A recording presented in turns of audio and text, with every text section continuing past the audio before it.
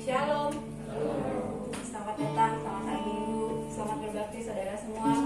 Yang di rumah juga shalom. Bagi nama Tuhan, pagi hari ini boleh kita mengucap syukur. Kita masih diberikan kesempatan buat kita beribadah.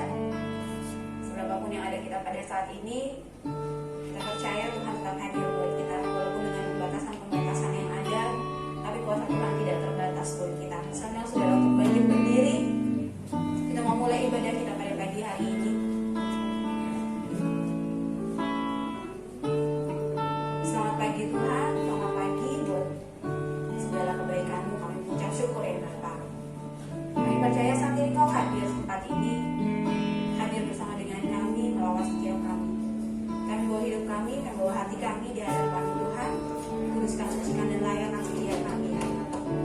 Kau mau buka hati kami, Kau mau buka pikiran kami Tuhan. Layakkan setiap kami untuk kami merasakan lawatan-Mu pada pagi hari ini. Terima kasih Bapa, terima kasih Tuhan. Kami siap untuk masuk dalam hadirat-Mu. Roh Kudus Kau hadir di sini.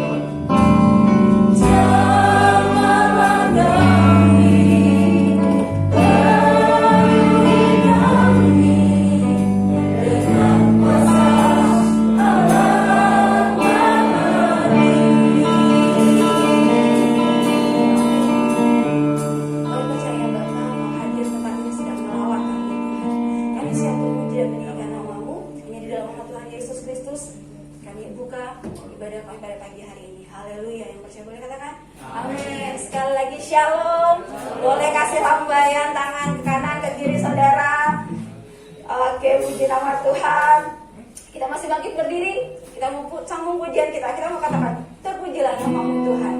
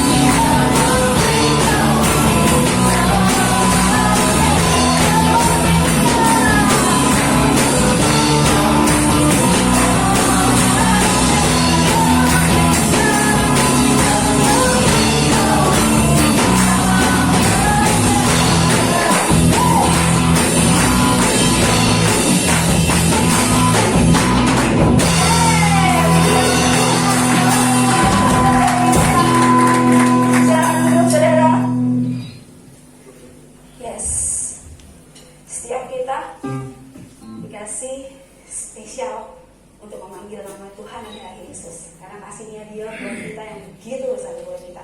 Kita mau sama pujian kita mau katakan Allah bukan karya Bapa.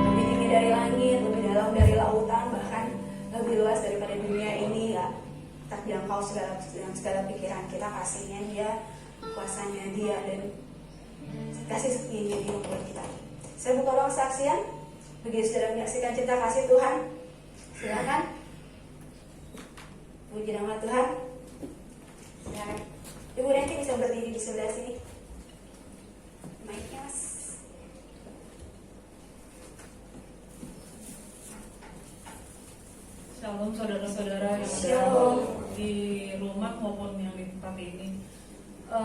Saya sebenarnya bukan gak enak ya saudara. 2 minggu yang lalu saya menyaksikan cinta kasih Tuhan gitu. Tapi saya kayaknya nggak bisa, maksudnya saya menyimpan kebaikan Tuhan yang ada di dalam hidup saya. Tanggal kemarin saya cerita bahwa suami saya sempat kena PHK. Terus saya 4 bulan itu saya bergumul sampai akhirnya Tuhan jawab, suami saya dapat pekerjaan baru. Tanggal 22 Juni kemarin suami saya langsung bekerja, nggak tunggu Juli.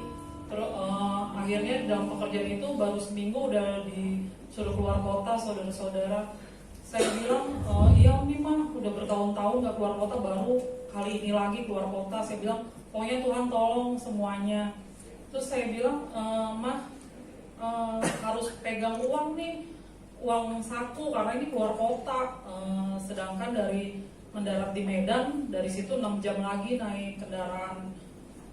Terus saya bilang, iya Pak nggak apa-apa, emang perlu berapa? Saya bilang, uang keuangan kita udah menipis. Saya bilang gitu sama bapaknya. Ya udah buat uang saku aja Mas, segini katanya.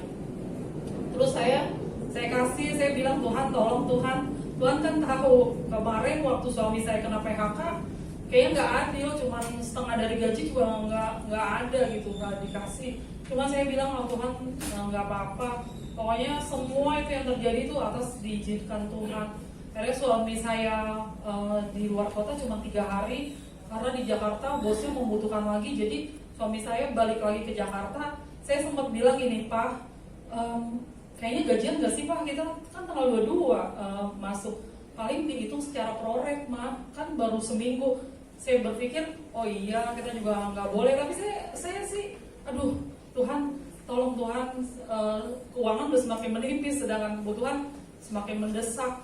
Cuma saya sekarang lebih berpikir ikut Tuhan bukan karena uang aja. Kadang kita datang kepada Tuhan, kita bawa proposal kita minta ini, minta itu, minta ini, minta itu. Kita nggak pernah bawa kertas yang kosong sama Tuhan. Tuhan mau apa Tuhan di hidupku Tuhan, tulis Tuhan.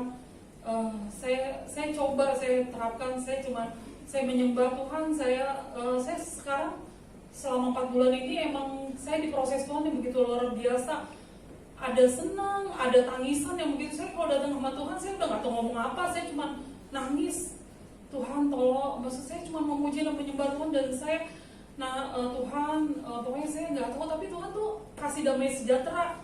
Jadi bukan saya berpikir saya nggak ada uang gitu, tapi saya gini, kalau ada damai sejahtera Tuhan di hidup saya, ada rasa tentram sama keluarga, sama suami begitu saling pengertian, itu kayaknya aduh Tuhan terima kasih.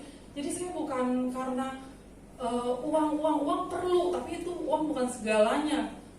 Terus akhirnya pas kemarin tanggal 5 Juli kemarin, hari Minggu kebetulan pas sore saya bilang gini, Pak besok Pak kita ngecek dulu yuk ke ATM karena emang besok ongkos kamu nggak ada, paling cuman ditransfer berapa mah ya nggak apa-apa. Saya bilang nggak apa-apa. Terus pas saya sampai di ATM saya nggak terkejutnya, saya sampai baru kerja 5 hari nggak salah. Sampai saya nangis di depan ATM, ya Tuhan terima kasih. Sampai keluar saya temui suami saya lihat dari jauh gini, ya ampun mah nggak masuk ya uangnya. Bukan Pak, tapi ditransfer sama perusahaan kamu tuh full gajinya, nggak dipotong sama sekali. Saya nggak kepikiran Tuhan bikin hal yang luar biasa, dia menggerakkan mungkin bosnya untuk transfer yang saya kayaknya lagi masa begini saya nggak terlalu berharap banyak.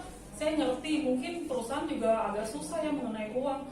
Saya sampai bilang sama bapaknya, Pak yuk saya balik lagi ke ATM, saya akan transfer untuk mama. Saya bilang begitu karena mama udah 1 bulan ini selama suami saya nggak kerja, saya nggak ada transfer. Saya mau transfer apa untuk diri saya juga nggak ada gitu kan. Bapaknya sampai kayak terkesima gitu. Akhirnya saya transfer. Terus tadi mama telepon, mama bilang terima kasih Tuhan, mungkin mamanya butuh uang. Pas saya sampai bilang gini, itulah Pak keajaiban Tuhan, kita nggak tahu, tapi kalau kita berharap sama Tuhan pasti Tuhan tolong. Nggak tahu Tuhan mau pakai siapa juga transfer atau orang lain, nggak ada. Maksudnya Tuhan tangannya nggak kurang untuk menggerakkan siapapun caranya. Kadang Tuhan bekerja di kita yang membatasinya dengan pikiran kita, siapa sih kira-kira, dengan rasa khawatir kita. Tapi ternyata itulah kebaikan Tuhan yang kita nggak tahu. Sekarang saya lebih gimana ya, lebih terima gitu. Hidup ini bukan hanya sekedar uang, bukan sekedar berkat dan berkat terus, tapi hidup ini gimana kita juga bisa berdampak bagi orang lain, gimana hidup kita bisa berkenan, terus kejar perkenan Tuhan di dalam hidup kita. Saya sekarang lebih kalau dengar firman tuh, aduh Tuhan terima kasih. Saya lebih bersyukur lagi, walaupun pandemi ini banyak cobaan yang harus saya lewatin, bukan tangisan aja, cuman Tuhan pasti buka jalan juga dengan persoalan-persoalan yang saya hadapi. Saya percaya juga untuk jemaat di sini pasti, karena yang kita sembah adalah Tuhan yang sama. Pasti apapun persoalan kita, percaya nggak ada cara lain untuk kita tetap datang di bawah kaki Tuhan. Terima kasih untuk Bapak Gembala yang saya tahu sering mendoakan saya untuk jemaat-jemaat di sini, Mas Agus, Mbak Ida, dan semuanya yang sering memberi kekuatan kepada saya. Itu aja kesaksian saya. Semoga menjadi berkat bagi saudara semuanya. Terima kasih.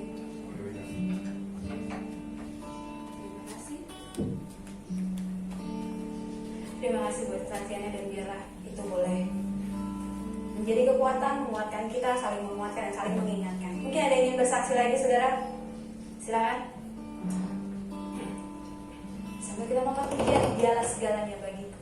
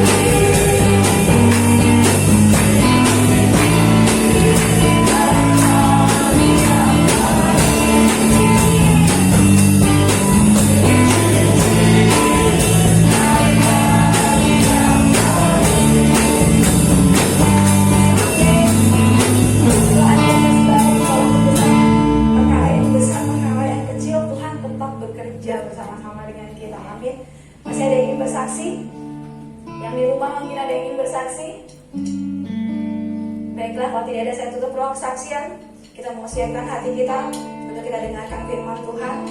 Saya undang saudara untuk bangkit berdiri. Buka hati kita, buka telinga kita untuk firman Tuhan. Kami siap untuk mendengar firman Tuhan. Berbicaralah pada kami bagi umat kita. Haleluya Yesus. Penyelesaian Tuhan yang akan bangkitkan firman-Mu dan kekuatan buat kami.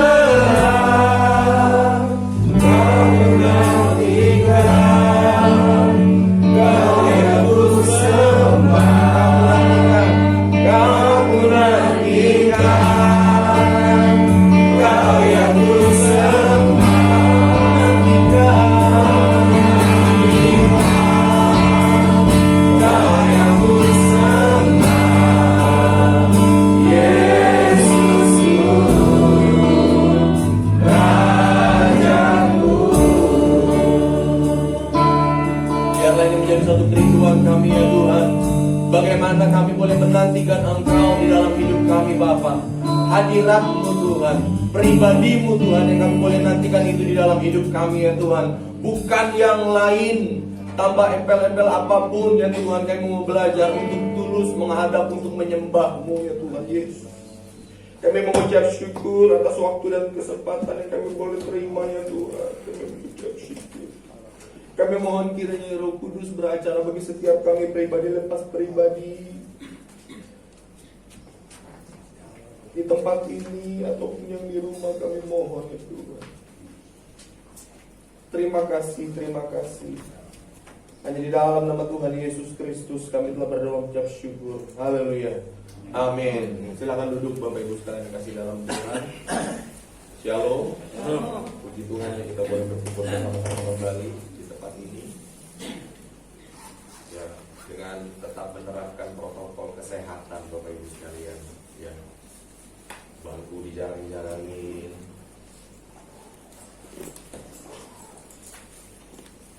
Salaman. Ya, yang dulunya kita salaman, gak salaman. Ya, salaman juga sih. Tapi cuci tangan dulu. Kalau bisa jangan salaman dulu ya. Sementara nggak apa-apa lah ya Bapak Ibu ya. Apalagi ya social distancing, duduknya jadi jarang-jarang. Yang di rumah juga, anak-anak saya kebetulan di rumah Bapak Ibu sekalian ya. Anak-anak saya di rumah, saya titip orang tua saya. Nah mereka ibadah kebaktian online nih. Ya jadi mereka kebaktiannya di rumah Bapak Ibu. Ya ada kebiasaan-kebiasaan baru amin Bapak Ibu ya, kita harus lakukan di tempat pekerjaan pun begitu gitu. Ya tentunya kita bisa gampang bertemu sama teman-teman kolega-kolega di kantor, sekarang udah nggak bisa. Ya nongkrong kalau bisa dikurangin lah. Di tempat saya masih banyak orang-orang yang kadang susah dibilangin Bapak Ibu ya, di daerah Depok itu. Semalam aja ada satu coffee shop yang buka yang harusnya take away only tulisannya, tapi pada berhubung di situ. Wah, itu bahaya sebenarnya ya. Bahaya. Karena apa? Ya akhirnya ditakutkan gitu ya, ditakutkan ada orang-orang yang bisa dibilang istilahnya OTG gitu, orang tanpa gejala. Kalau dari pihak pemerintah sendiri itu kayak silent killer gitu ya. Pembunuh tenang, pembunuh senyap ya, karena memang itu mereka bawa virus tapi nggak kelihatan sakitnya, positif kena penyakit tapi akhirnya dia bisa kemana-mana. Nah itu silent killer ibaratnya seperti itu. Kita nggak mau seperti itu Bapak Ibu sekalian ya. Tentunya di dalam kehidupan kita yang memang pada di tengah pandemi ini ada namanya new normal gitu ya. Nah ini jadi sesuatu hal yang mungkin bagi sebagian orang baru. Dan saya juga mohon maaf saya nggak pakai masker karena saya ngomong Bapak Ibu ya. Takutnya kalau saya ngomong pakai masker jadi aneh gitu kan. Jadi saya mohon maaf. Masker saya ada Bapak Ibu ya. Jadi kalau misalnya setelah saya turun, setelah saya bawa renungan, itu saya pakai lagi maskernya. Nah bagi setiap kita pun begitu. Di gereja kita pakai masker. Tadi aja sama maksud saya tanya gitu ya. Itu siapa Sa? Ini itu Bapak. Loh sampai nggak pangling gitu kan pakai masker Pak. Karena pangling gitu ya. Ya memang ada hal-hal yang baru yang akhirnya membuat kebiasaan-kebiasaan kita menjadi berubah Bapak Ibu sekalian ya. Ada kebiasaan-kebiasaan baru yang kita kenal sekarang dengan istilahnya new normal. Bahkan anak saya sendiri sekolah gitu ya, pakai kacamata yang bening, saya beliin kacamata yang bening tuh buat sekolah. Pi, ini kenapa harus pakai kacamata Pi? Kan mata aku baik-baik aja. Gitu ya.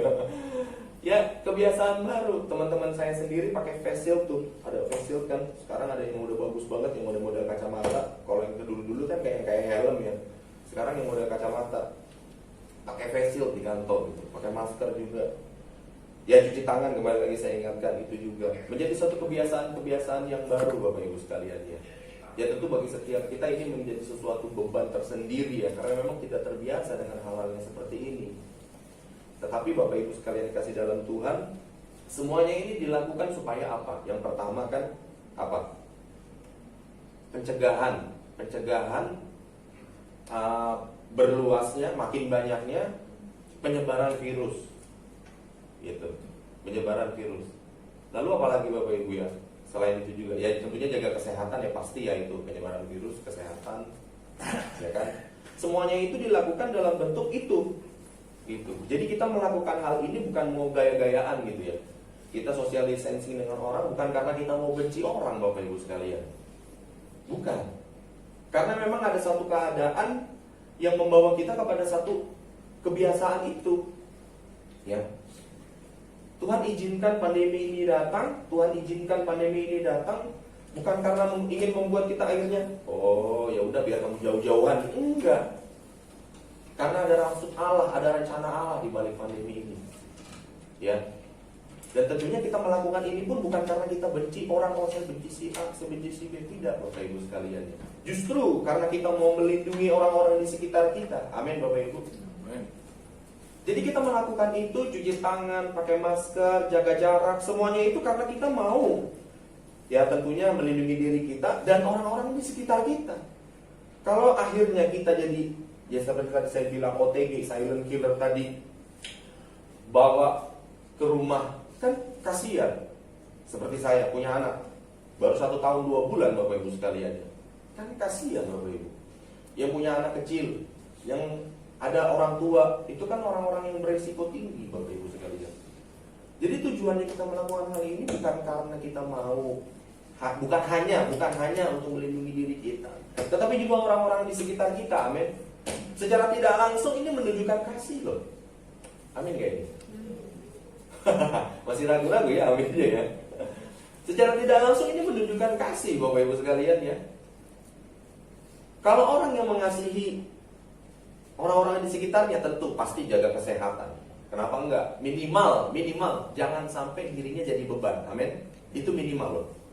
Nah, di tengah pandemi ini bukan hanya sekedar kita jangan sampai sakit, tetapi juga jangan sampai akhirnya virus itu kita bawa ke orang di terdekat kita.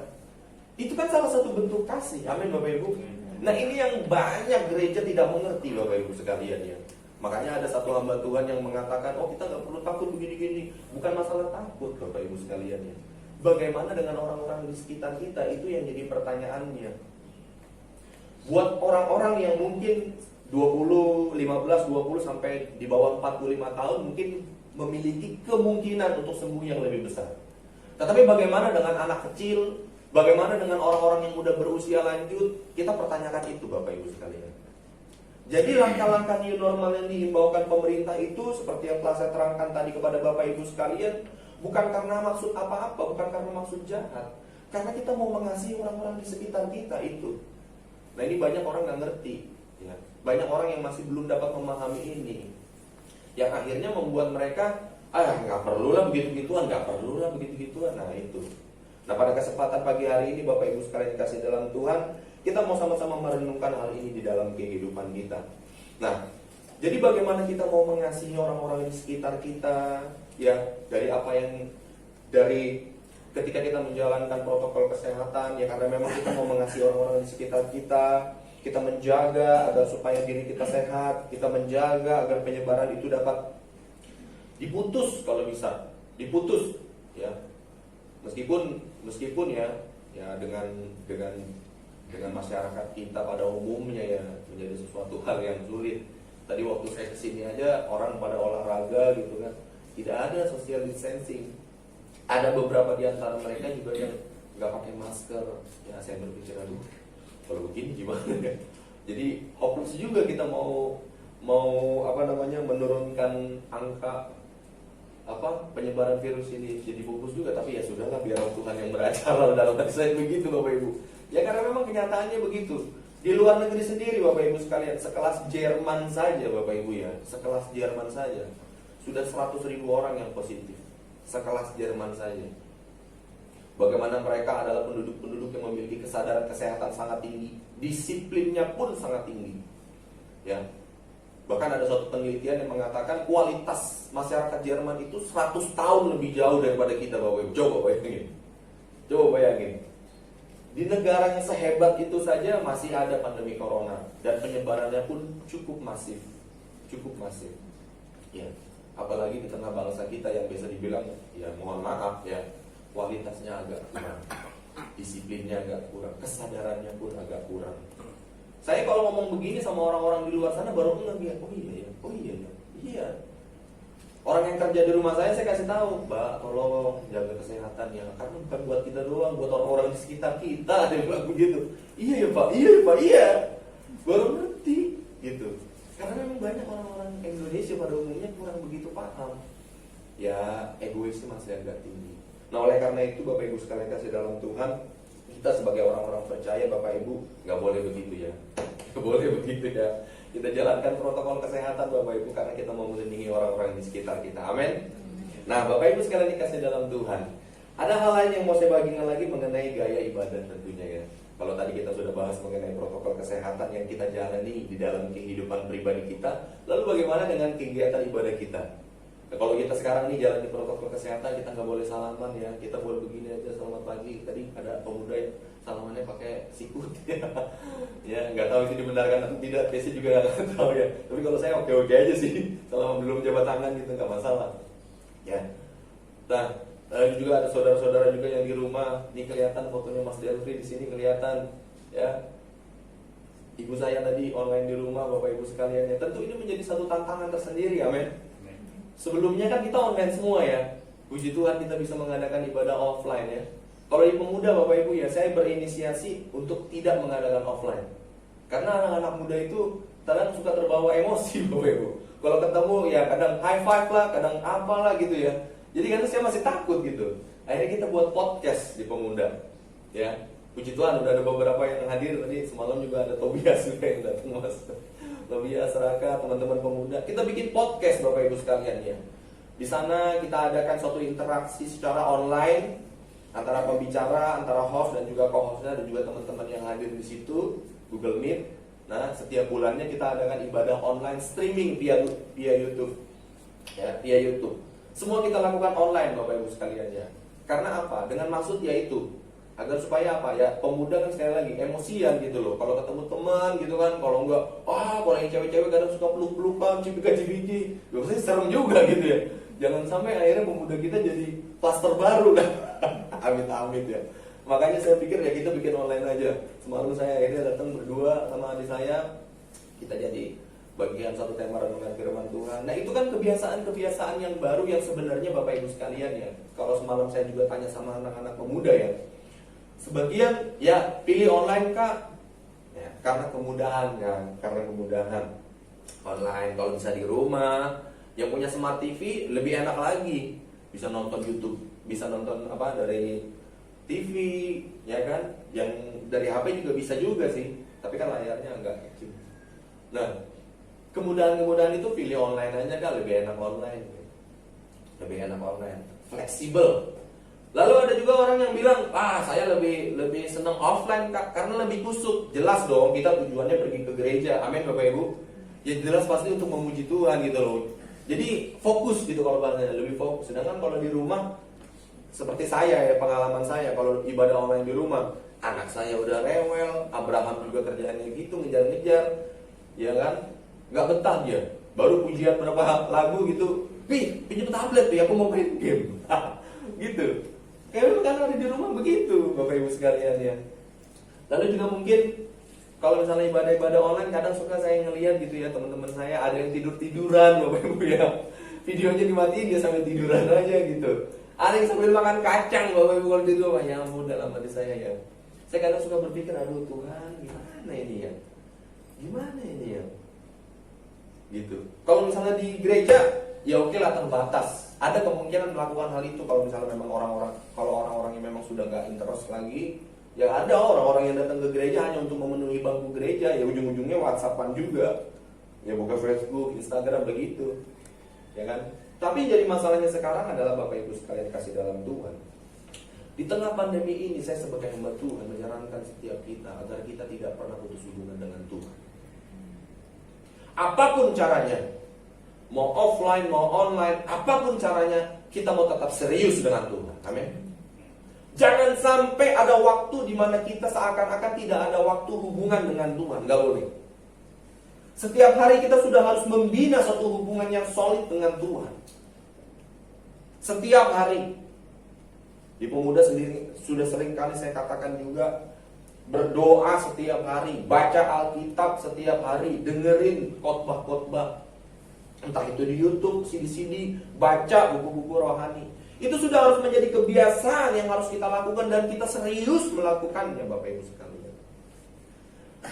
Tantangan di depan itu semakin, ya bisa dibilang, waduh saya kalau misalnya ngomong ini takutnya Bapak Ibu khawatir. Tetapi Alkitab mengatakan dengan jelas bahwa keadaan dunia ini akan semakin berat, Bapak Ibu sekalian. Oleh karena itu kita harus mempersiapkan diri kita dengan baik. Jangan sampai kita tergerus dengan arus dunia. Ketika dunia menghalalkan segala macam cara untuk dapat menikmati hidup, kita nggak boleh.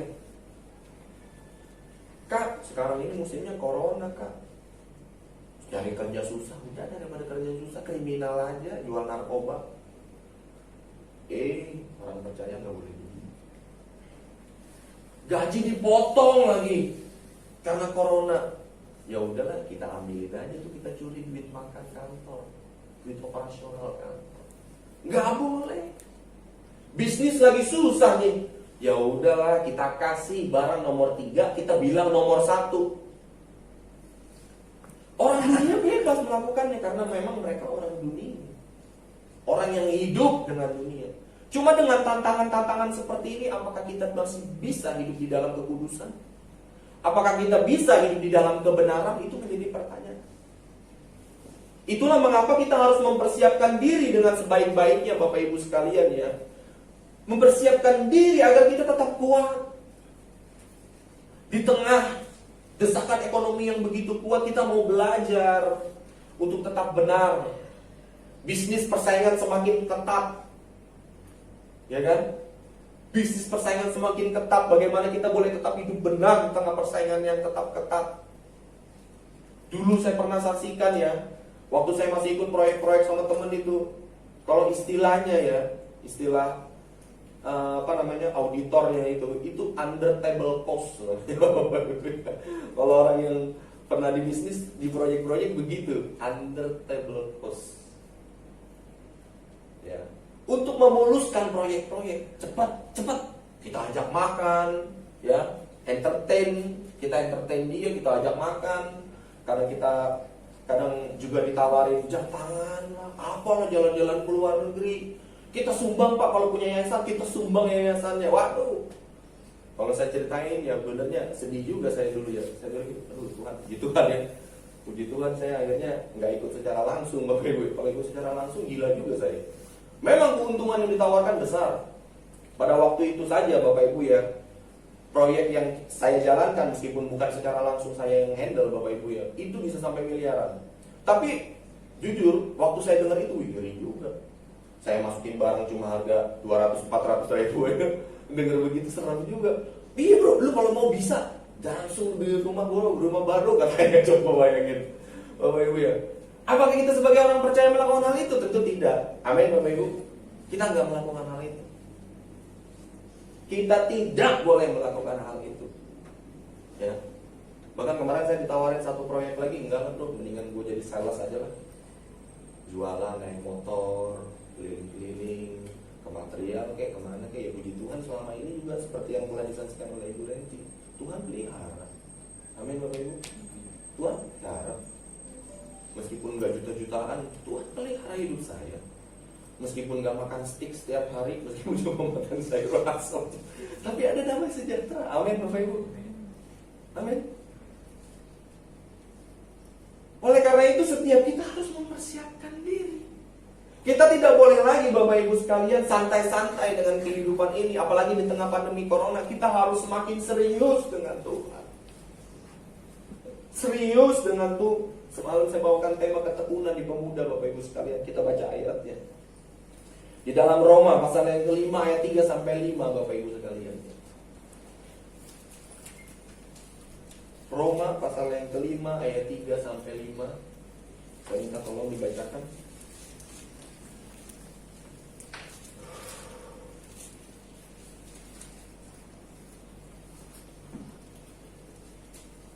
Roma pasal yang kelima ayat 3-5. Roma 5 ayat ketiga sampai yang kelima, demikian firman Tuhan. Dan bukan hanya itu saja, kita malah bermegah juga dalam kesengsaraan kita, Karena kita tahu bahwa kesengsaraan itu menimbulkan ketekunan, Amin. dan ketekunan menimbulkan tahan uji, dan tahan uji menimbulkan pengharapan.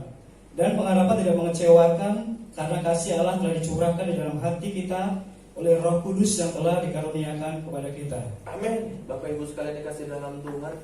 Justru di masa-masa seperti ini Bapak Ibu sekalian, yang ketekunan seseorang terhadap Tuhan itu semakin nampak.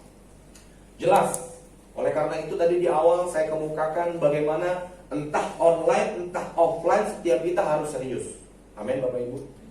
Mau kita ada dimanapun, di rumah pun ya. Makanya semalam juga saya tanya sama anak-anak muda, saya tanya, kalau seandainya kebaktian online di rumah, mandi enggak? Saya tanya. Kebetulan saya tanya Mas Bro Noel, mandi om. Puji Tuhan ya. Rapi ya Noel ya, rapi om. Ya kan? Saya tanya juga semalam Tobi, kamu ikutan podcast? Tadi udah mandi belum? Udah mandi dong om. Wah, puji Tuhan ya. Serius. Dari hal-hal yang mungkin secara manusia ini sepele Bapak Ibu sekalian ya, tetapi itu menunjukkan keseriusan kita dengan Tuhan. Justru di masa-masa pandemi ini Bapak Ibu kita harus semakin serius dengan Tuhan. Apapun bentuk ibadahnya kita harus tetap serius dengan Tuhan. Jangan ketika kita mungkin ya di rumah aja lah Kak, di rumah pakai kaos saja cukup, pakai celana pendek aja cukup, ya enggak begitu Bapak Ibu. Semalam saya podcast berdua doang sama adik saya sama Yoel, ya tetap meskipun cuma yang diambil gambar itu cuma ke atas, ya cuma kelihatan dari perut ke atas, tapi tetap saya pakai celana panjang. Mungkin cuma berdua doang saya di sini sama adik saya semalam ya dalam podcast pemuda. Tapi tetap ada bahan yang saya bawakan Bapak Ibu sekalian. Jadi nggak abal-abal. Karena kita mau serius. Dan bukan hanya itu saja, kita malah bermegah juga dalam kesengsaraan kita, karena kita tahu bahwa kesengsaraan itu menimbulkan ketekunan. Hendaknya melalui masa pandemi ini kita tetap serius, kita terus bertekun di dalam Tuhan. Justru sebagai hamba Tuhan bahkan saya menyarankan agar setiap kita semakin bertekun. Yang dulunya mungkin tekunnya cuma nilainya 3, kita mau naik Bapak Ibu sekalian, tekunnya jadi 5. Bersiap-siap hidup di dalam kebenaran, hingga ketika ada satu hal yang memang Tuhan izinkan terjadi di dalam kehidupan kita dapat melaluinya sebagai orang-orang yang menang. Amin Bapak Ibu.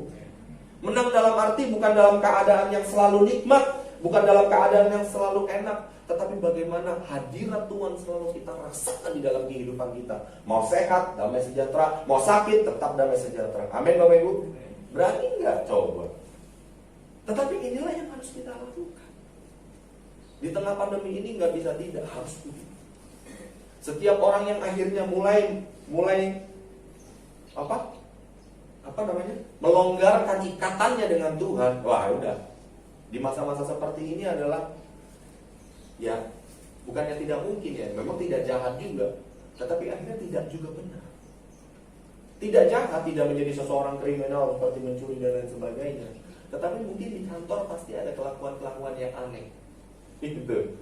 Oleh karena itu kita mau melekat dengan Tuhan, serius dengan Tuhan.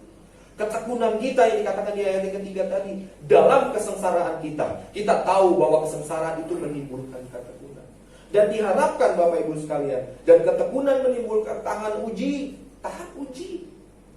Orang yang tekun hidupnya Bapak Ibu sekalian itu ibarat seperti pohon yang terus bertumbuh di tengah badai. Ya.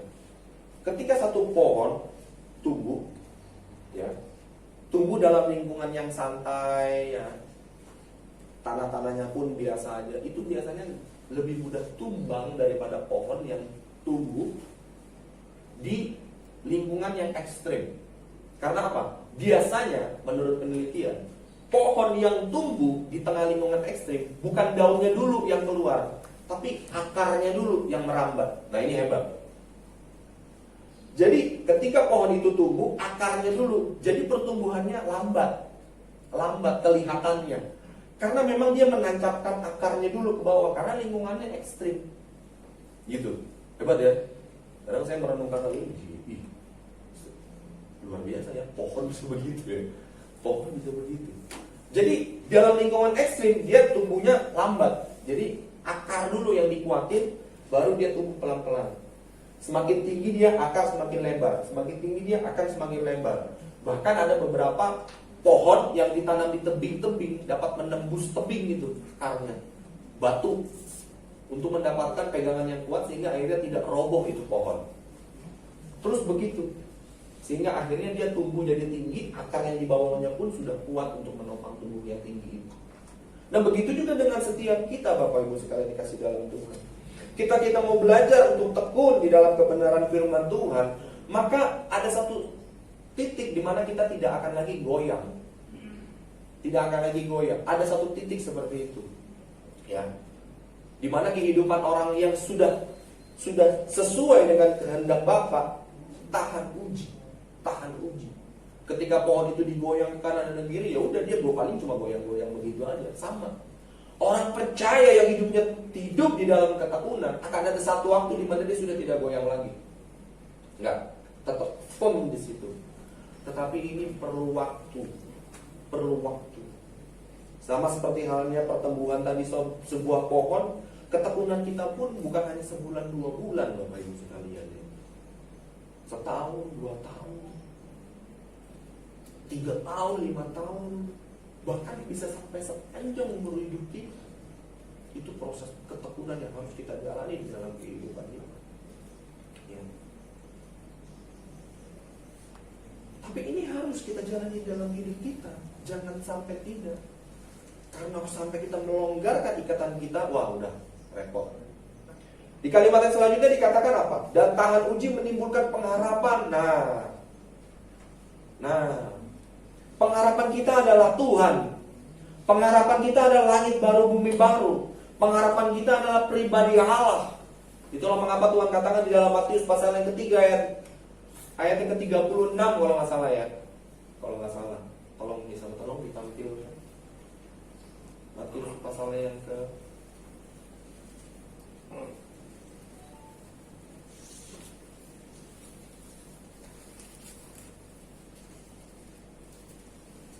Matius pasal yang ke-6.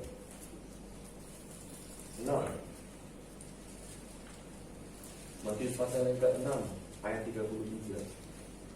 Dikatakan di sana, tetapi carilah dahulu kerajaan Allah dan kebenarannya. Dikatakan di situ, tapi carilah dahulu kerajaan Allah dan kebenarannya, Bapak Ibu sekalian. Ini yang harus kita prioritaskan di dalam kehidupan kita. Inilah yang harus menjadi ketekunan itu di dalam kehidupan kita, Bapak Ibu sekalian. Jangan sampai tidak.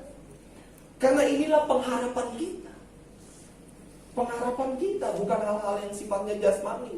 Karena segala sesuatu yang ada di dunia ini akan berakhir. Saya katakan dengan tegas, akan berakhir. Tetapi pengharapan kita bersama dengan Tuhan di langit baru, bumi baru. Jadi sebagai orang percaya Bapak Ibu sekalian ya, tidak ada kata putus asa. Seharusnya tidak ada kata putus asa Bapak Ibu sekalian ya. Karena apa?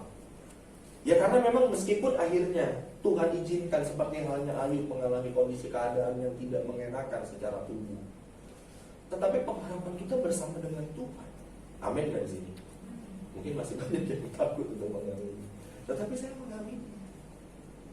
Masa kehidupan kita manusia yang ada mayoritas Indonesia saja ya sekitar 60 sampai 70 tahun. Ya, puji Tuhan bisa sampai 80, bisa sampai 90 tahun. Hidup orang Jepang rata-rata sekitar 80 tahun. Ya. Lalu bagaimana setelah itu? Itu jadi pertanyaan. Apakah sudah cukup kita jadi orang yang beragama Kristen saja? Cukupkah saya jadi orang Kristen saja? Belum. Karena agama itu tidak menyelamatkan, Bapak Ibu sekalian, saya mau katakan. Agama Kristen itu tidak menyelamatkan. Kekristenanlah yang menyelamatkan. Kita harus sadar, dalam Yohanes Tuhan Yesus katakan, akulah jalan. Jadi kekristenan itu bukan berbicara mengenai sebuah agama, tapi sebuah perjalanan kehidupan, yaitu perjalanan kehidupannya Tuhan Yesus. Jadi kalau kita merasa cukup hanya beragama Kristen saja, Waduh, kasihan. Kasihan. Jangan merasa cukup karena kita beragama Kristen, jangan merasa cukup. Tetapi biarlah setiap kita boleh bertekun di dalam kehidupan yang Tuhan kehendaki, di mana ada satu perjalanan iman yang kita mau lakukan bersama dengan Tuhan Yesus. Amin, Bapak Ibu. Itulah kekristenan.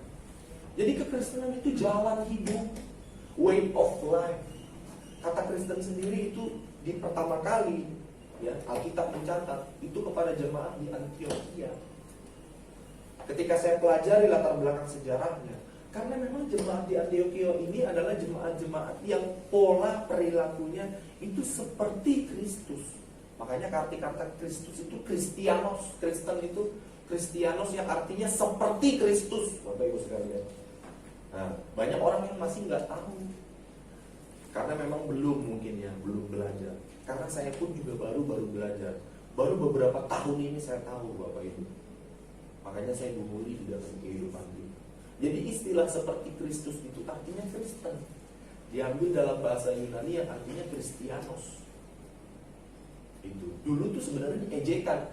Lu Kristus, lu kayak Yesus, lu gitu kalau bahasanya tuh. Tapi jemaat sekarang di Jakarta apakah sudah seperti Yesus? Itu jadi pertanyaan yang cukup pelik gitu kadang-kadang. Saya juga berpikir kalau jawaban saya on proses. Lalu jawaban saya proses. Mentor kami Bapak Erastus Sabdo selalu tanya, udah berkenan belum? On proses, oh. On proses, jawabnya gitu ya udah. Jangan proses dulu, lu progres dong. Oh iya. Siap. Nah gitu. Banyak orang Kristen yang cuma puas. Dengan kehidupan beragama Kristen. Tetapi pada kesempatan pagi hari ini saya mau mengingatkan setiap kita, jangan puas dengan agama Kristen, tetapi kita harus hidup di dalam kekristenan yang sebenarnya. Ingat, kekristenan itu dalam bahasa Yunani Kristianos, yang artinya seperti Kristus. Orang-orang yang berhidup seperti Kristus. Wah, itu luar biasa Bapak Ibu sekalian. Itulah yang dinamakan orang Kristen. Oleh karena itu, kembali lagi ke renungan kita pagi hari ini, di poin yang awal yang saya mau tekankan, yang saya mau tekankan, adalah bagaimana kita hidup di dalam ketekunan. Semalam juga ada satu anak muda yang mengatakan, Kak, sebelum kita masuk ke ketekunan, kita juga harus tahu dong tujuannya apa. Tujuan kita datang ke gereja itu apa. Nah ini juga yang akhirnya seringkali banyak orang Kristen masih belum paham sebenarnya tujuannya apa. Lalu saya katakan di pemuda, tujuan sebagai orang percaya itu hidup berkenan di hadapan Bapa. Itu tujuannya. Hidup berkenan di hadapan Bapa. Itu tujuannya. Ya. Tentu dalam perkenanan Bapa ada kebaikan. Tentu Tuhan mengkehendaki agar kita mengasihi sesama. Amin. Tentu Tuhan mengkehendaki kita mengasihi istri. Dalam kasih kita terhadap keluarga, ada tindakan-tindakan menafkahi keluarga, menyekolahkan anak. Nah itu nanti Bapak Ibu, ya kalau kita bergumul dengan Roh Kudus pasti pimpin kok. Lalu tindakan-tindakannya pasti Roh Kudus pimpin kok. Ya. Tetapi satu hal yang pasti, tujuan kita berkenan di hadapan Bapa di surga. Nah, melalui hal ini kita mau bertekun untuk semakin berkenan di hadapan Bapa di surga. Pengharapan kita itu Tuhan. Tidak ada yang lain. Ya. Kalau saya boleh ceritakan kepada Bapak Ibu sekalian dikasih dalam Tuhan, dikata di Roma pasal yang kelima ayat 3-5 ini, kalau saya pelajari sejarahnya Bapak Ibu, pada waktu penulisan kitab Roma ini yang dilakukan oleh Rasul Paulus, pada waktu itu jemaat Roma itu sedang mengalami aniaya yang berat. Perlu kita ketahui, sebelum kekristenan menjadi agama negara Romawi di pertengahan abad keempat, kalau nggak salah sekitar 350 atau 375 Masehi, kalau nggak salah sekitar itu Bapak Ibu sekalian. Kekristenan itu mengalami penganiayaan, ya. Kurang lebihnya sekitar 350 tahun kekristenan itu dianiaya. Gitu. Baru sampai akhirnya ada Edik Milan yang menyatakan bahwa kekristenan itu sebagai agama negara di Roma. Kristen, agama negara. Pada waktu itu gereja bentuknya Katolik pada waktu itu. Edik Milan itu pertama kali. Baru setelah itu kekristenan mengalami ya nyaman, bisa dibilang seperti itu. Sebelum itu kekristenan mengalami aniaya yang begitu berat. Bahkan ada catatan sejarah, rasul-rasul, murid-murid Tuhan Yesus itu matinya itu ya mati syahid lah, bisa dibilang seperti itu ya. Ada yang disalib terbalik, ada yang dirajam, ada yang ditarik dengan kuda. Yang matinya tua cuma satu, Yohanes. Tapi sebelum mati dia digoreng. Jadi sengsara hidupnya. Sengsara hidupnya. Ananias, Paulus, Petrus, waduh, kalau diceritain serem. Saya nggak mau ceritainnya. Makanya saya bilang mati sakit. Saya bilang gitu aja. Serem. Jadi selama 350 tahun Bapak Ibu sekalian, jemaat mula-mula itu dianiaya. Sampai akhirnya kekristenan boleh jadi agama negara Romawi, Katolik pada waktu itu. Ya, pada waktu itu 350 tahun bukan masa yang sebentar Bapak Ibu sekalian ya. Indonesia dijajah, yang katanya dijajah Belanda, bukan lengkap full 350 tahun, bukan. Ya. Ada masa di mana Indonesia dan Belanda melakukan perdagangan, ya kan, benar ya? Sejarahnya gitu selama 350 tahun. Jadi penjajahannya tidak sampai 350. Tetapi gereja mula-mula 350 tahun harus menderita aniaya. Tetapi apakah gereja itu lalu hancur, hilang? Buktinya kita percaya Tuhan Yesus. Amin. Ini menjadi suatu pelajaran penting bagi kita, bagaimana ketekunan gereja mula-mula itu luar biasa. Dan itulah yang dikehendaki Tuhan di dalam kehidupan kita. Mosok di pandemi corona aja kita nggak bisa bersekutu dengan Tuhan. Apa kita udah golok di leher kita, jangan beribadah kamu ya? Kan nggak begitu. Seandainya pun ada dari keluarga non Kristen akhirnya jadi masuk Kristen, paling dijauhin keluarga, udah begitu doang. Sampai kita menumpahkan darah kita, enggak. Beberapa waktu yang lalu waktu saya sekolah, saya sempat dijauhin teman-teman karena Kristen. Nggak apa-apa. Apa saya dipukulin mereka? Enggak. Ya memang ada bagian-bagian, ada daerah-daerah yang akhirnya mengalami aniaya seperti itu. Tetapi apakah jemaat di Jakarta begitu? Enggak, saya rasa. Adakah organisasi-organisasi yang melakukan ancaman? Ya oke lah. Tapi apakah benar-benar terbukti akhirnya kita? Adakah yang dihukum? Ya oke lah. Memang itu menjadi bagiannya karena memang Tuhan izinkan itu. Tetapi bagaimana dengan kita sekarang ini? Saya pun bertanya dengan ibu saya, kamu udah serius belum sih sama Tuhan? Kamu udah serius belum? Oh iya Tuhan. Makanya saya kadang suka sedih ya. Dalam doa-doa saya pun gitu ya. Tadi seperti Ibu Renti juga katakan, mohon maaf ya Bu ya. Kalau kita berdoa Bu, rasakan saja hadirat Tuhan sudah. Gak usah banyak ngomong, kita duduk diam di kaki Tuhan saja, cukup sudah. Karena itulah yang Tuhan kehendaki Bapak Ibu. Karena yang kita harapkan bukan kita yang ngomong ke Tuhan, tapi Tuhan yang ngomong ke kita. Amin Bapak Ibu. Itu ya. Kalau dalam doa-doa saya kadang ya 30 menit gak rasa apa-apa, sejam gak rasa apa-apa, 1,5 jam gak rasa apa-apa. Besok saya ulang lagi, terus aja begitu, tekun terus. Ya. Tekun terus. Sampai akhirnya kita boleh merasakan hadirat Tuhan. Kadang-kadang gak sampai ya boro-boro minta, ngomong aja gak kuat. Tapi sekali lagi ini subjektif ya. Ini subjektif saya, pengalaman pribadi saya. Ngomong aja gak kuat, boro-boro minta gitu. Tetapi semuanya itu kita mau kerjakan di dalam hidup. Tekunlah dalam pengharapan kita kepada Tuhan. Karena percaya Bapak Ibu sekalian ya, pengharapan kita, ketika ketekunan kita sangat tinggi, menimbulkan satu pengharapan. Dan pengharapan di dalam nama Tuhan Yesus adalah pengharapan yang tidak sia-sia. Amin Bapak Ibu. Percayalah. Percaya. Jangan kita merasa akhirnya, Kausa cuma ngomong begitu karena memang Kausa kan berdiri di mimbar. Enggak, benar. Saya meyakini Bapak Ibu sekalian ya, saya meyakini. Meskipun saya belum melihat langsung, meskipun saya belum merasakan secara langsung bagaimana kedatangan Tuhan yang kedua kali itu, saya belum merasakan langsung. Tetapi saya percaya. Nah, iman inilah yang harus kita miliki di dalam kehidupan kita Bapak Ibu sekalian. Jadi jangan kita berpikir, santai, saya sudah beragama Kristen pasti selamat lah. Gitu. Agama sekali lagi tidak menyelamatkan, tetapi kekristenan lah yang akhirnya menyelamatkan kita. Jadi jangan puas diri hanya sekedar kita hidup di dalam keagamaan. Tetapi di masa-masa sekarang ini, di masa-masa sulit ini, kita mau terus bertekun di dalam Tuhan. Amin, Bapak Ibu sekalian. Ketika ketekunan itu menjadi tahan uji menjadi sebuah pengharapan yang pasti di dalam Tuhan.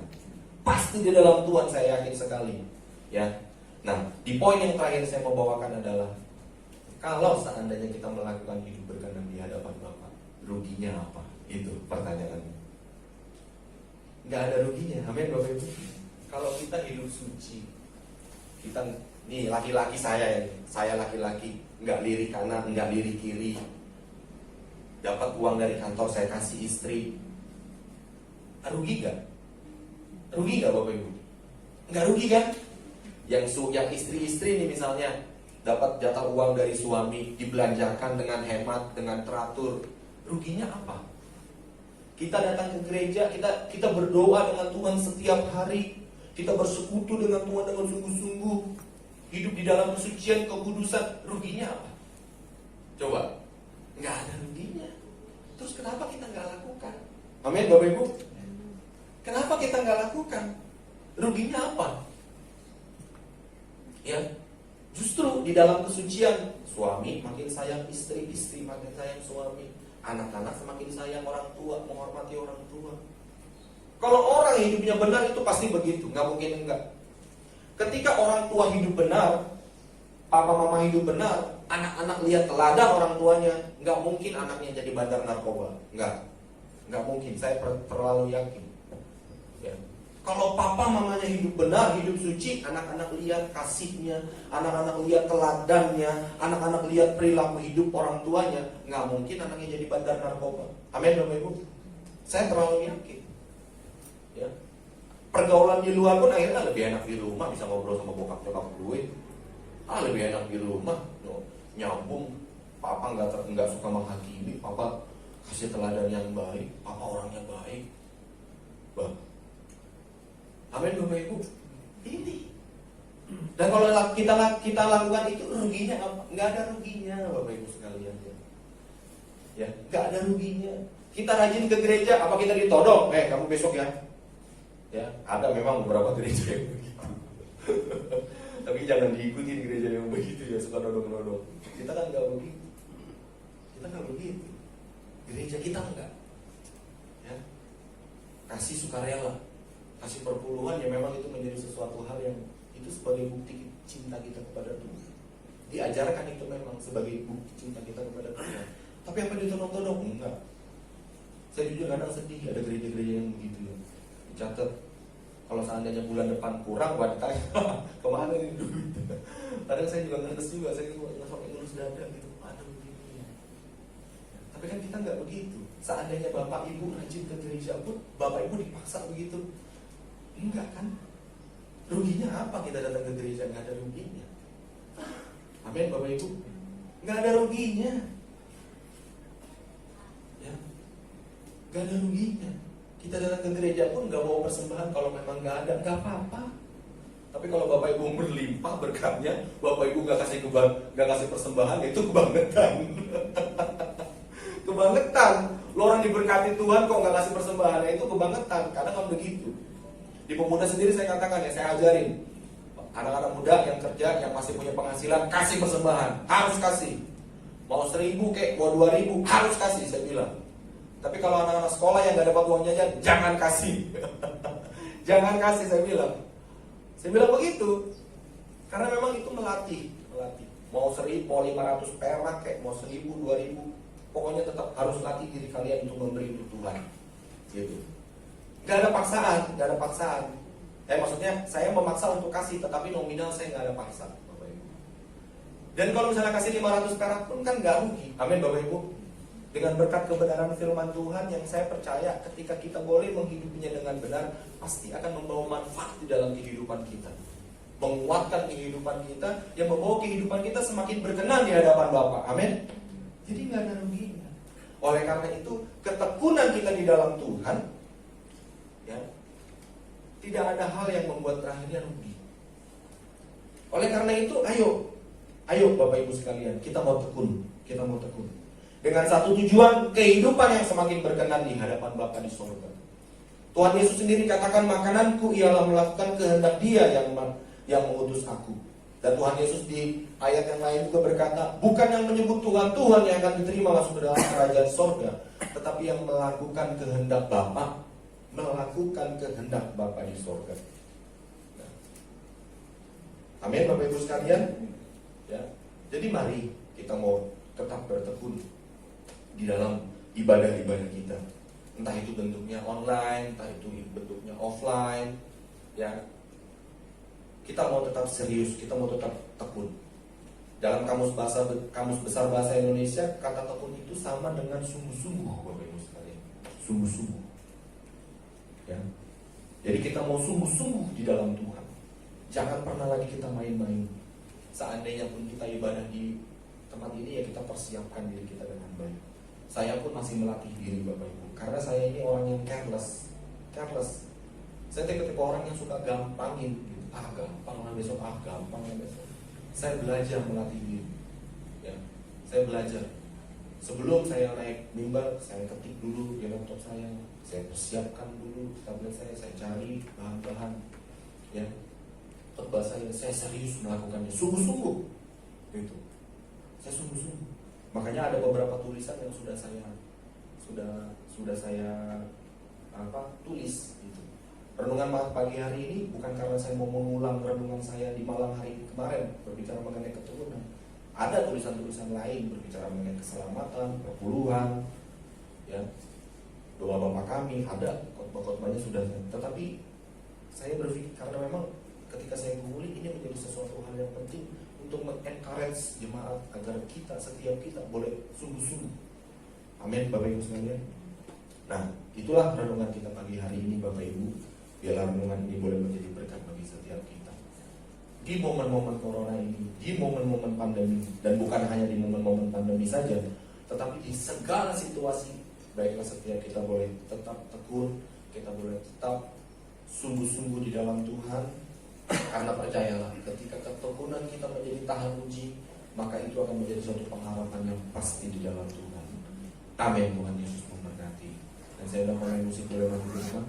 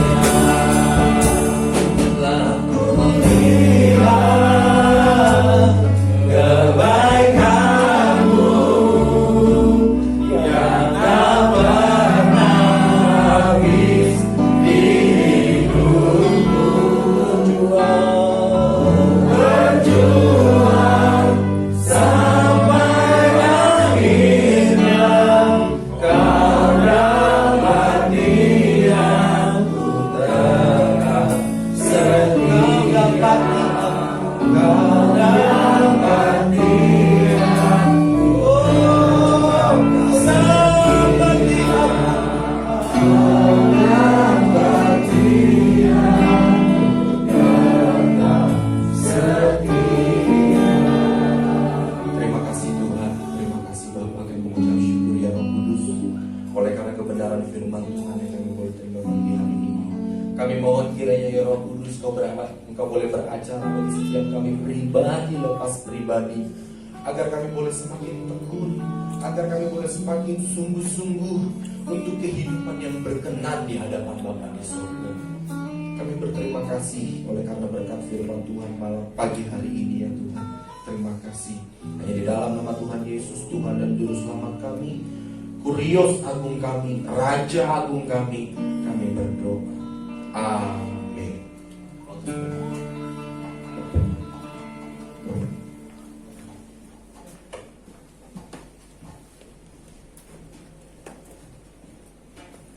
Puji nama Tuhan, terima kasih untuk hambanya buat firman yang boleh dibagikan pagi hari ini, biar membuat kita semakin kuat di dalam Tuhan dan menjadi jawaban untuk setiap doa-doa kita dan segala pergumulan kita. Puji nama Tuhan. Saya akan membacakan pengumuman untuk 1 minggu ini. Ibadah doa di hari Rabu jam 19 di gereja. Ibadah keluarga masih ditiadakan, dan ibadah WBI jam 9 pagi di gereja. Dan malam ada ibadah pemuda remaja yang masih dilakukan online, juga mulainya jam 19 atau jam 7 malam. Dan hari Minggu jam 7 pagi kita tetap ada ibadah raya seperti hari ini, akan diadakan online juga dan akan diadakan juga di gereja. Dan untuk sementara ibadah sekolah minggu masih ditiadakan. Mungkin ada tambahan pengumuman lain dari WBI? Tidak ada. Dari pemuda remaja? Tidak ada. Ada tambahan lagi?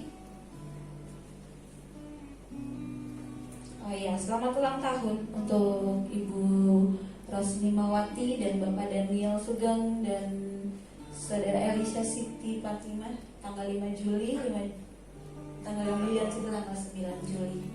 Selamat ulang tahun, Tuhan memberkati, Tuhan jawab segala doa-doanya, Tuhan berikan kesetiaan lebih lagi dan kekuatan lebih lagi. Kalau sudah tidak ada tambahan dari yang lain, kita akan tutup ibadah kita pada pagi hari ini. Saya akan berdoa syafaat, kita mau satukan hati kita mau berdoa.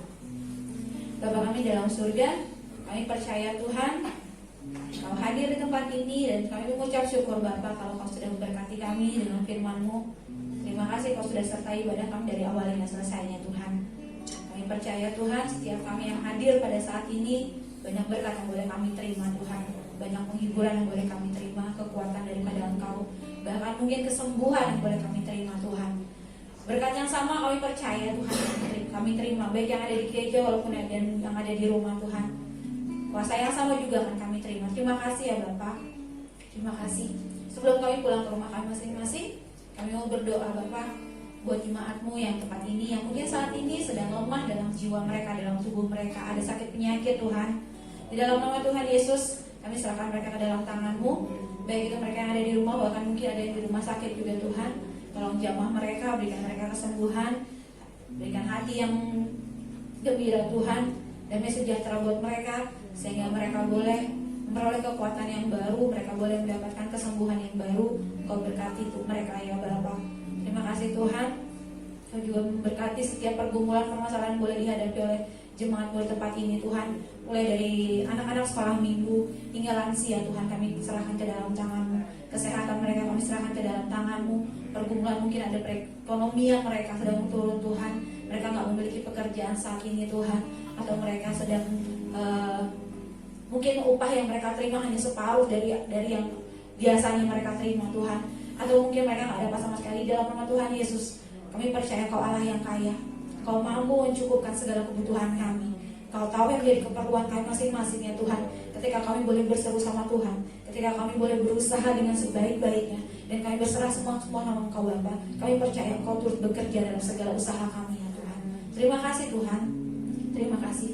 Kami juga menyerahkan untuk adik-adik kami sekolah minggu, dan mungkin pemuda remaja Tuhan, untuk adik-adik kami yang baru masuk dalam sekolah mereka yang baru. Kami mengucap syukur Tuhan kalau Kau sudah tempatkan mereka di sekolah yang baru. Kami percaya Tuhan, Engkau punya rencana yang indah buat mereka.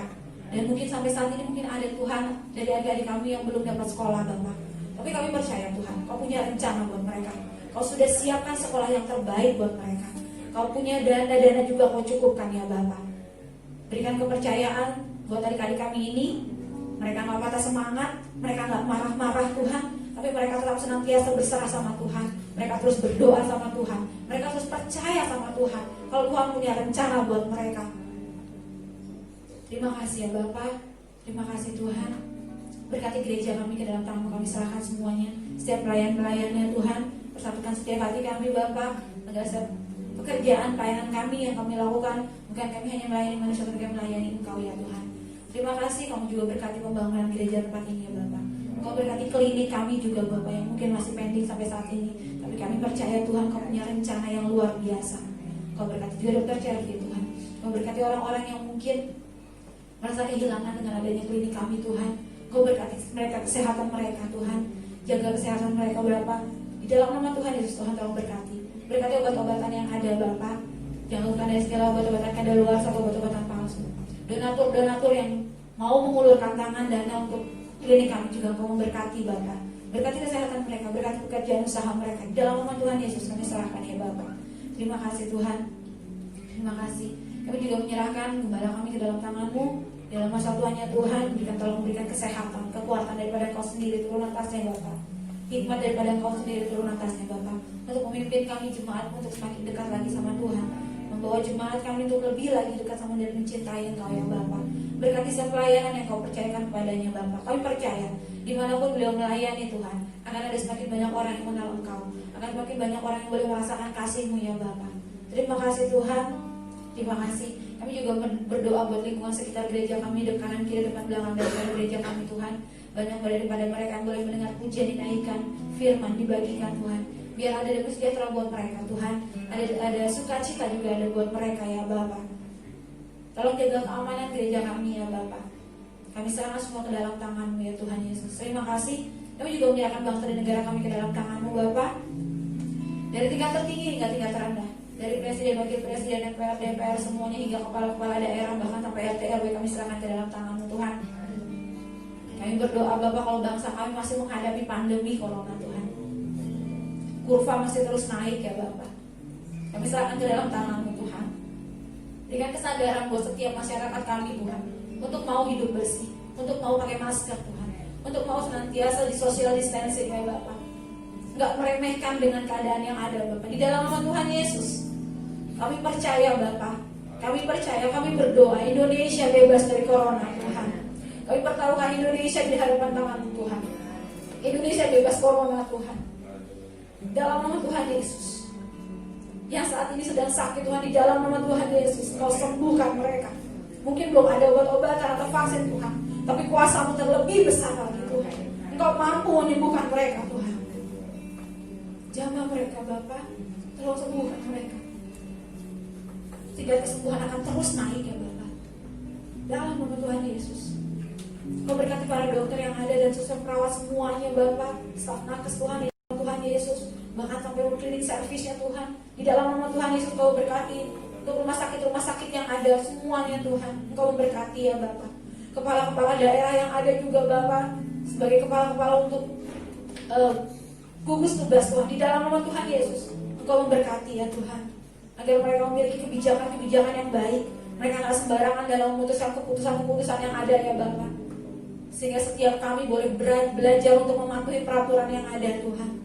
New normal bukan hanya normal biasa Tuhan, tapi kami boleh mempraktekannya dengan baik ya Bapak. Terima kasih Tuhan. Terima kasih. Kami juga berdoa Bapak buat bangsa negara ini untuk perekonomiannya. Kau berkati ya Bapak. Berkati keamanan bangsa ini, berkati pendidikan bangsa ini ya Tuhan. Berkati semuanya Bapak, keamanannya, berkati alam bangsa ini Tuhan. Jauhkan Bapak dari paham-paham radikalisme Tuhan. Jauhkan dari teroris ya Bapak. Jauhkan daripada narkoba ya Tuhan. Di dalam nama Tuhan Yesus Tuhan tolong berkati bangsa ini Tuhan. Mungkin saat ini ada daripada tempat-tempat yang mengalami bencana alam Tuhan, banjir, gempa bumi, gunung meletus bahkan Tuhan. Di dalam nama Tuhan Yesus, saat ini tolong Tuhan lawat bangsa kami yang saat ini sedang membutuhkan obat-obatan, pakaian, makanan, rumah Tuhan. Tolong cukupkan segala kebutuhan mereka. Lawat mereka, jamah mereka. Berikan mereka kekuatan, pengharapan ya Bapak, agar mereka tetap senantiasa kuat dalam menghadapi segala bencana yang ada Tuhan. Agar itu gak membuat mereka iman mereka jatuh, membuat mereka iman kendur Tuhan. Tapi biarlah mereka semakin kuat di dalam Tuhan dan semakin berharap, semakin lagi mendekatkan diri sama Engkau ya Bapak. Terima kasih Tuhan Yesus, terima kasih. Terima kasih Tuhan. Tuhan, inilah doa kami. Sebentar kami akan pulang ke rumah masing-masing. Dan sebelumnya juga kami berdoa buat persembahan kami ya Tuhan. Tangan-tangan yang sudah memberikan ataupun yang belum kami percaya, Tuhan akan memberkati kami. Dengan berkat jasmani, berkat rohani, Kau akan kembalikan berlipat-lipat kali ganda ya Tuhan Yesus. Dan melalui persembahan kami, pelayanan di gereja ini akan semakin diberkati lagi ya Tuhan Yesus. Dan hanya untuk kami kembalikan kemuliaan, bagi kemuliaan nama-Mu saja ya Bapa. Terima kasih Bapak. Kami serahkan semuanya ke dalam tangan-Mu. Yang jauh, yang dekat perjalanan kami serahkan ke dalam tangan-Mu. Setiap kendaraan yang boleh kami gunakan juga Tuhan tolong lindungi. Kami boleh sampai di rumah dengan selamat tanpa kurang satu apapun, dan mendapati rumah kami, keluarga kami dalam keadaan baik. Dan segala aktivitas kami sepanjang hari ini Tuhan, kami serahkan ke dalam tangan-Mu. Manapun kami pergi, Tuhan tolong lindungi dan jagai kami ya Bapak. Terima kasih Bapak, kami serahkan semua ke dalam tangan-Mu. Hanya di dalam nama Tuhan Yesus kami berdoa dan mengucap syukur. Saya undang saudara untuk bangkit berdiri. Kita mau angkat doa Bapak kami. Bapak kami yang di surga, kuduskan nama-Mu, datanglah kerajaan-Mu, jadilah kehendak-Mu, di seperti di surga. Berikanlah kami pada hari ini makanan kami yang secukupnya, dan ampunilah kami yang kesalahan kami, seperti kami juga mengampuni orang yang bersalah pada kami. Dan janganlah membawa kami dalam pencobaan, tapi lepaskanlah kami dari yang jahat, karena Kaulah yang mempunyai kerajaan, kuasa dan kemuliaan sampai selama-lamanya. Amin. Bapak Ibu Saudara sekalian, mari kita arahkan hati kita kepada Tuhan dan Tuhan akan berkati kita. Gereja Tuhan yang dikasihi Yesus Kristus, pulanglah dengan sukacita, dengan damai sejahtera. Tuhan memberkati engkau dan melindungi engkau. Tuhan menyinari engkau dengan wajahnya dan memberi engkau kasih karunia. Tuhan menghadapkan wajahnya kepadamu dan memberi engkau damai sejahtera. Dengan rahmat Allah Bapa, dengan cinta kasihnya Tuhan Yesus Kristus, dan tuntunan Roh Kudus dari saat ini sudah sampai Maranatha, Dia datang kembali, membawa gerejanya masuk kemuliaan kekal bersama Dia sampai selama-lamanya.